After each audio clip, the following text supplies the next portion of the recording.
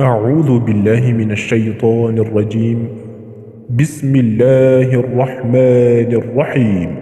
هل أتى على الإنسان حين من الدهر لم يكن شيئا مذكورا إنا خلقنا الإنسان من نطفة أمشاج نبتليه فجعلناه سميعا بصيرا إنا هديناه السبيل إما شاكرا وإما كفورا إنا أعتدنا للكافرين سلاسل وأغلالا وسعيرا إن الأبرار يشربون من كأس كان مزاجها كافورا